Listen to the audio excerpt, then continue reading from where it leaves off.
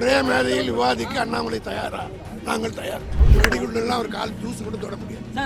அறிவாலயத்தில் இருக்கிற ஒரு புல்ல கூட அவரால் போட முடியாது. யாரை பற்றியும் நாங்கள் விமர்சிக்க விரும்புகிறோம். நாங்கள் வி ஆர் கோயிங் ஸ்டடி. அவரே டெபாசிட் வாங்கலை பீகாரில். அறிவாலயத்தில் இருக்கிற ஒரு பிள்ளை கூட அண்ணாமலையால் கொடுக்க முடியாது. அவர் கற்பனை நிச்சயமாக நடக்கவே நடக்காது என்பது ஊரறிந்த உண்மை. அவர் கற்பனையில் மிதந்து கொண்டிருக்கிறார். முதலமைச்சர் வர வழியில வெடிகுண்டு மிரட்டல் யாருக்கு? தளபதியை பொறுத்த மட்டும் தன் வாழ்க்கையில் பல சோதனைகளை சந்தித்தவர். ஆகவே எதையும் சந்திக்கிற ஆற்றலும் திறமையும் எங்க தலைவருக்கு இருக்கிறது. இந்த வெடிகுண்டெல்லாம் அவர் கால் தூசு கூட தொட முடியாது. பேசும்போது கூட முதலமைச்சர் போய் சொல்றாரு, ஒரே மேடையில் விவாதிக்க அண்ணாமலை தயாரா? நாங்கள் தயார்.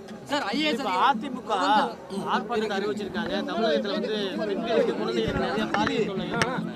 அதாவது அதிமுக பற்றி கேட்காதீங்க. பாவம் அவங்களே ஒரு நெருக்கடியில் இருக்காங்க. அதனால அவங்கள பற்றி நான் ஒன்றும் சொல்லுங்க.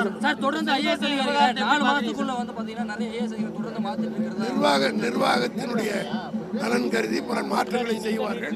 அது மக்கள் நலனுக்காக இருக்கும். நான் சொல்லிட்டேன், அதிமுக இருக்கிற யாரை பற்றியும் நாங்கள் விமர்சிக்க விரும்பவில்லை. நாங்கள் we are going study. We are not bothered about any others.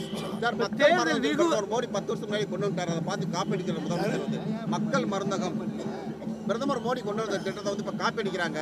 இவர் ஸ்டிக்கர் ஒட்டுற முதல்வர்ன்றதை ஒன்று மறுபடியும் நிரூபணம் பண்றாங்க. ஸ்டிக்கர் ஒட்டுறது யார் என்பது உங்களுக்கே தெரியும். ஸ்டிக்கர் யார் ஒட்டுறா? அவர் அமைத்த எந்த திட்டமாவது நிறைவேறி இருக்கிறதா?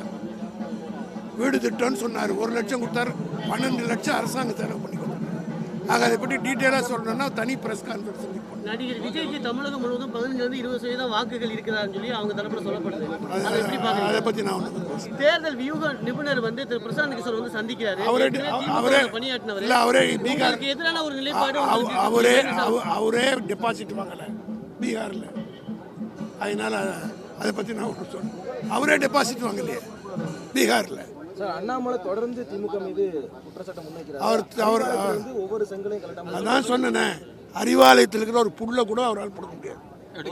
இதுபோன்ற செய்திகளை மேலும் தெரிந்து கொள்ள எங்களது யூடியூப், ஃபேஸ்புக் மற்றும் ட்விட்டர் ஆப்களை சப்ஸ்கிரைப் செய்யவும்.